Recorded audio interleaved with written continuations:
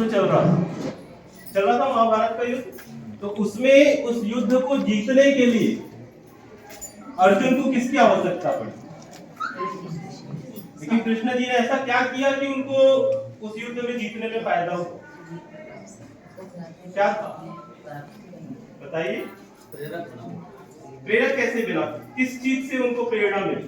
गीता के क्या विषय है ना?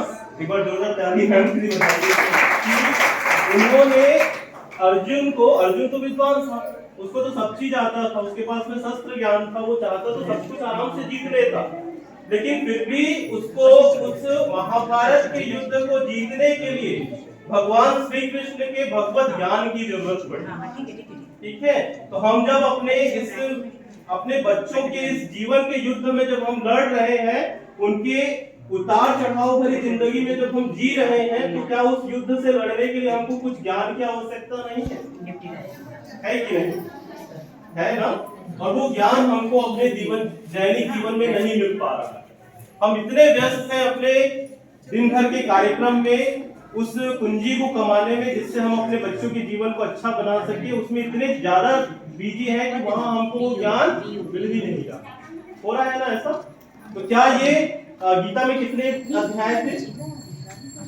कितने अध्याय थे? आप सब बोलिएगा, विधि से आंसर आते दीजिए, ठीक है? हाँ, गीता में कितने अध्याय थे? क्योंकि आज पालक के साथ संवाद है ना, हम इन्हीं के साथ संवाद करें तो ज्यादा अच्छा है ना, ठीक है? गीता में कितने अध्याय थे? पालकों को पढ़ने की आदत ही नहीं है ऐसे क्वेश्चन मत पूछो सर, है ना? कितने अध्याय थे?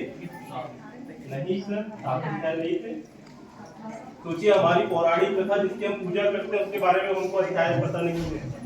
18 अध्याय। एक बार जोरदार ताली सबके लिए बताइए।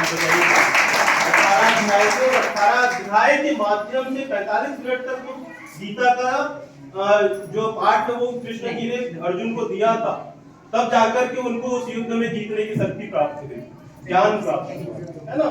तो वो 18 अध्याय था। यहाँ पे जो आप लोग को बताया जा रहा है, मेरे ख्याल से 12 कोने हैं, 12 टॉपिक्स है ना?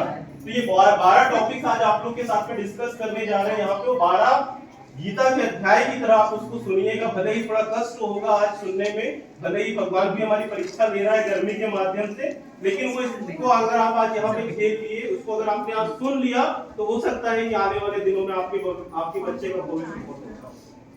ठीक है, तो उस मानसिकता के साथ, उस उद्देश्य के साथ आज हम इस कार्यशाला को सुने, इसी प्रेरणा के साथ में चलिए आज मैं अपने टॉपिक पे आता हूँ कि हमें इसकी आवश्यकता क्यों है। क्या इस कार्यशाला से हम कुछ सीखना चाह रहे हैं? और सीखना चाह रहे हैं तो क्यों सीखना चाह रहे हैं, किसके लिए सीखना चाह रहे हैं? तो मुझे इस स्कूल का जब इमेजिनेशन मेरे दिमाग में आता है ना, तो यहाँ के कुछ बच्चे मुझे अभी भी दिमाग में आते हैं जो इस स्कूल से पढ़ के निकले। शायद उसके पेरेंट्स यहाँ पर नहीं होंगे, लेकिन जैसे एक हरीश करके एक बच्चा है, शायद वो इस एरिया में जानते भी होंगे, उसके मेडिकल स्टोर है 3-4, है ना? वो एक बच्चा है। यहाँ पे एक बच्ची जो पढ़ाती है रिंकी साहू, वो एक बच्ची याद आती है। यहाँ पे जो युवा समूह चलता है उनके बच्चे मुझे याद आते हैं। तेजेंद्र करके एक बच्चा है जो मेरे से संपर्क में हमेशा रहता है, वो याद आता है। तो इनका स्वभाव जब मुझे याद आता है तो वो याद आता है कि हाँ, इस स्कूल में वो शिक्षा मिल रही है उसको। इस स्कूल के जो शिक्षक है वो अपना 100% चीज दे रहे हैं, अपने 100% एफर्ट लगा रहे हैं बच्चों को सही मार्गदर्शन देने में। ठीक है, लेकिन क्या उतना काफी है? क्या केवल शिक्षकों का एफर्ट काफी है बच्चों के भविष्य के लिए? नहीं।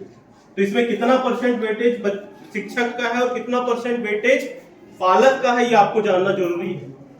40% हिस्सा विद्यार्थी जीवन में शिक्षकों का होता है जो इफेक्ट करता है, और 60% हिस्सा जो है वो पालकों का होता है जो बच्चों के भविष्य को बनाने के लिए जरूरी है। ठीक है, तो ये आप लोग ध्यान में रखिएगा। तो बच्चों के भविष्य की जिम्मेदारी किसकी है? किसकी है? दोनों की है ना। स्कूल तो हम इसीलिए भेज रहे हैं कि कुछ सीखेगा ना वो, और वो सीख भी रहा है, लेकिन उससे ज्यादा हिस्सेदारी किसकी है? पालकों की। ठीक है, तो दोनों की हिस्सेदारी है। और इस शासन द्वारा इस कार्यक्रम को क्यों आयोजित किया गया, तो मैंने पिछले 2 महीने के पेपर को खंगाले। पिछले 2 महीने के अगर आप न्यूज़पेपर को उठा के देखोगे ना, तो हमारे आसपास कुछ ऐसी घटनाएं घटती है इसी महीने में, जब रिजल्ट आता है वहां से लेकर के स्कूल के खुलने तक में। कुछ ऐसी घटनाएं होती है जो मतलब हम इमेजिन भी नहीं कर सकते कि बच्चे ऐसे कुछ कर सकते हैं, है ना। कुछ हफ्ते भर पहले की घटना एक मैंने पेपर में पढ़ा कि KG 2 के एक बच्चे ने क्लास 3 के एक बच्चे को गोली मार दी, पढ़ा होगा आप लोगों ने, है ना। एक स्कूल, प्रतिष्ठित स्कूल का एक बच्चा है जो माली का बच्चा था, उसके पेरेंट्स टीचर मीटिंग में टीचर ने केवल उसको इतना कहा कि इस बच्चे के कम नंबर आए हैं और बच्चे ने खुदकुशी करके अपना जीवन खत्म कर दिया। और पिछले हफ्ते की ये न्यूज है ना। एक न्यूज ऐसी आती है कि 7वीं और 8वीं कक्षा के बच्चों ने किसी छोटी बच्ची के साथ में बलात्कार कर लिया। ये न्यूज विचलित करने वाली है कि नहीं? और क्या ये सब चीजें पालक सिखाते हैं? क्या ये सब चीजें टीचर सिखाते हैं? तो फिर कौन सिखा रहा है इनको? ये भी हमको सोचने की आवश्यकता है ना। तो ये सब चीजों के बीच में शायद एक गुरु और बैठा है, या एक गुरु और ऐसा आ गया है जो हम नहीं चाहते थे, और वो आप सब जानते हो कि क्या है वो? कौन सा गुरु है वो? मोबाइल गुरु है ना। हम सब जान रहे हैं कि उसके अंदर कुछ ऐसी चीजें परोसी जा रही है, कुछ ऐसी चीजें दिखाई जा रही है जो आपको भी नहीं पता बच्चा क्या देख रहा है, जो मुझे भी नहीं पता कि बच्चा क्या देख रहा है। और उन चीजों को देख करके वो कब उसके दिमाग में वो चीजें बैठ जा रही है कि मुझे ये कर सकता हूँ, ये करना चाहिए, वो कर